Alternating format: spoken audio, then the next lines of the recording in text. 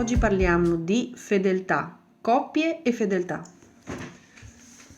Argomento, cioè, scottante e di più, complesso e di più. Allora, io parlo sempre della mia esperienza, tutte le cose che dico passano sempre dalla mia esperienza diretta, tutto quello che mi è successo e ho agito e fatto, quindi non posso che parlare di quello, ognuno prenda quello che serve, diremo così, no?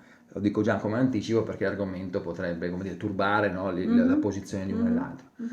Allora, diciamo che nel punto di vista della fedeltà è un tema delicato che, come dire, sottolineo di andare a vedere il video di 3 livelli, sempre Sì. perché lì si vede a seconda del livello che tu sei, come anche vivi questo contesto. Allora, io ho passato, diciamo, anche un periodo della mia vita dove sono rimasto con una donna per tanti anni, per cui mi sono sposato con dei figli, e diciamo che ho vissuto un senso di fedeltà un po' costrittiva, un po' doverosa per dei canoni moralisti anche, no? Quindi bisogna essere fedeli perché è giusto così, perché questa cosa serve, è utile, perché lo dice le religioni, lo dicono tutta una serie di canoni, precetti.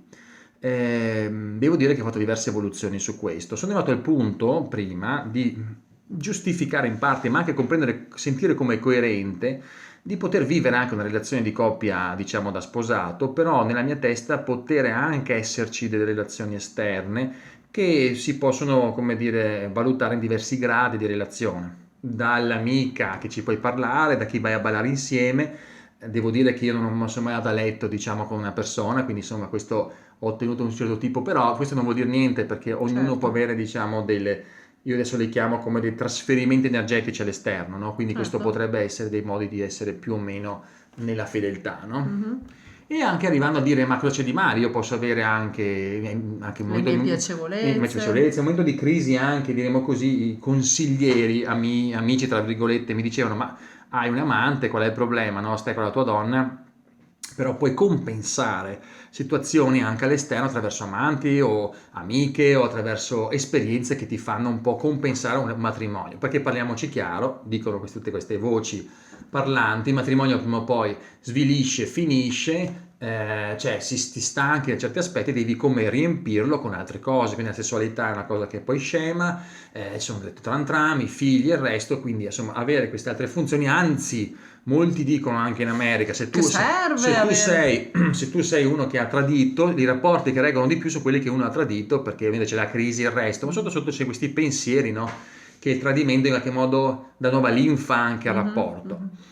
E devo dire che in realtà c'è una ragione in questo e c'è anche un certo, come dire, status di equilibrio in questo contesto. Perché è vero che sentirsi, come dire, provarsi, sentire attivi, lasciare questa vitalità che possa scorrere e poi anche esaurirsi, però in qualche modo tiene sempre un certo equilibrio con una situazione complessa come una famiglia, sta sempre con una persona e quindi diciamo può succedere in un traguardo di un percorso di una vita che le coppie hanno diverse realtà e quindi possono sperimentarsi.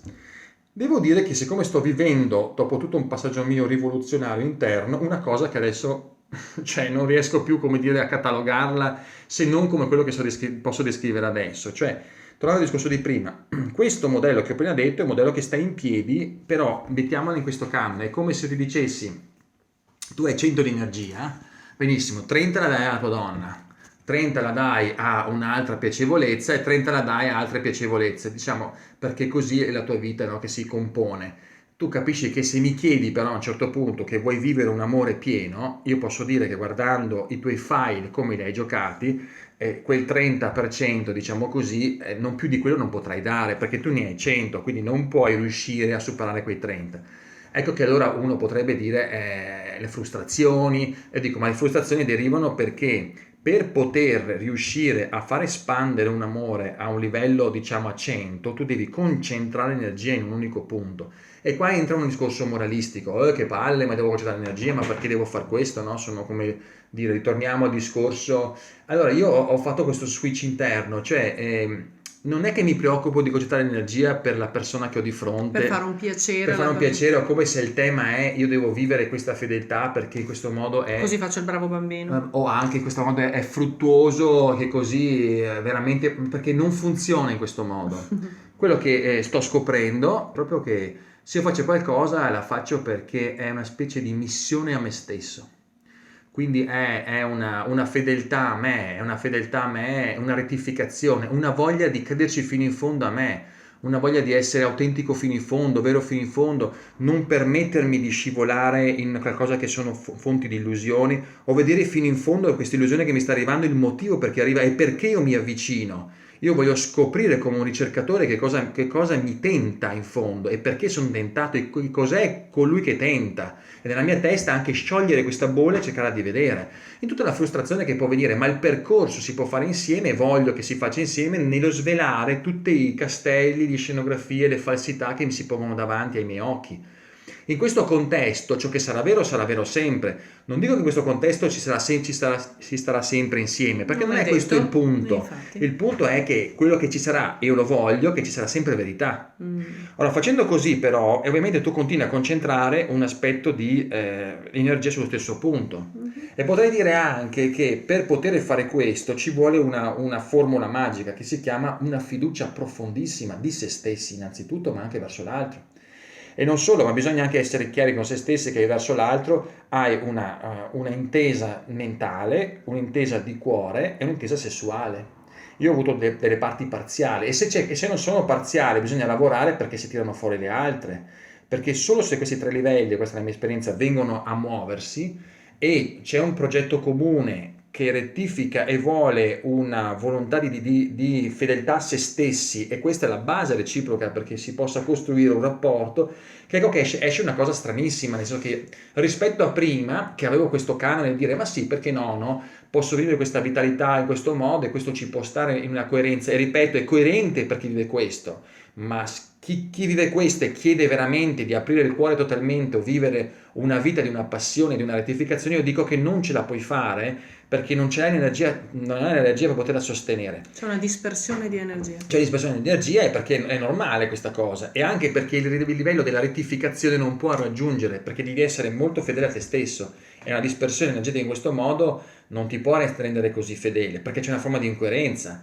ci sono sicuramente delle falsità che vengono fuori, delle non chiarezze, no? È normale, perché se non dai con qualcun altro è così, cioè anche se si accetta che anche l'altra vada con qualcun altro, anche in questo canone c'è comunque una dispersione. Quindi ancora niente di giudicante, no? Però oggi per esempio se io mi pensassi che potrei anche fare un'esperienza esterna, non la vivrei più come la possibilità di esprimere la mia vitalità esternamente, ma io la vivrei se c'è una presupposizione in cosa mi sto illudendo, cosa sta succedendo, qual è il percorso che devo fare per scoprire le mie parti di fragilità che stanno partendo, cosa mi manca nella relazione per esempio, o ancora meglio, ancora prima, cosa sto cercando di quei piani bambini che mi vengono fuori perché sono piani frustrati, che vuole sentirsi ancora vitale, vuole sentirsi ancora piaciuto, amato, cioè leggo tutti gli aspetti di fragilità che devono essere riempiti da me stesso, al di là di tutto questa, che poi lo vedo perché nello scorrere del tempo vedo da questa bolla di scenografia che piano piano sfuma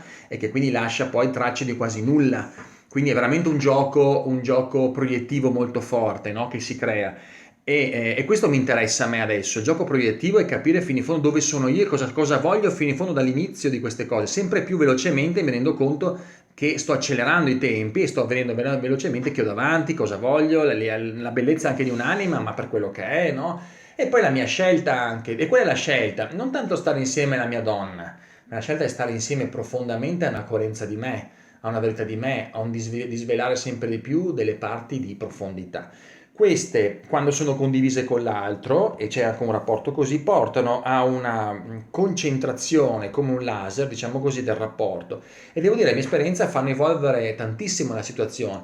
E non potrei pensarmi adesso in una forma di tradimento o in una facilità di relazione così, perché ripeto, non è più un canone che ci sta in un sistema di equilibrio che c'era prima. Prima potevo pensarlo ed era giustificabile ed era anche un canone corretto e coerente per l'equilibrio di prima.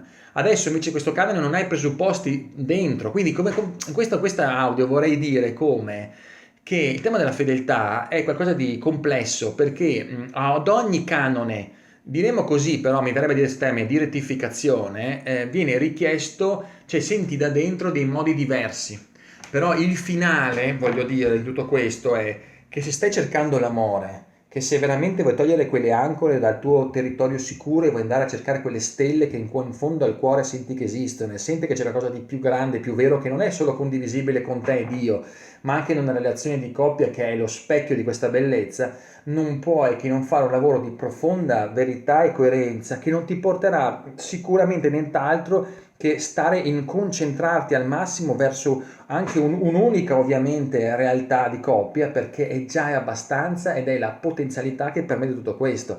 Il resto sono tutte opportunità per vedere le nostre fragilità e poter farle evolvere, ma in questo momento, in questo tipo di fase, io non ne vedo la necessità e la possibilità che possa garantire invece un'apertura, un amore aperto, di tutti questi discorsi anche, mi viene da dire un po' libertini, come la possibilità di fare emergere un fiore e concludere con questa immagine. Se una rosa che devo far crescere è un tot di acqua e un po' di terreno, se ho 5 rose ma l'acqua è sempre quella, chiedetevi poi alla fine come cresceranno queste rose. Grazie.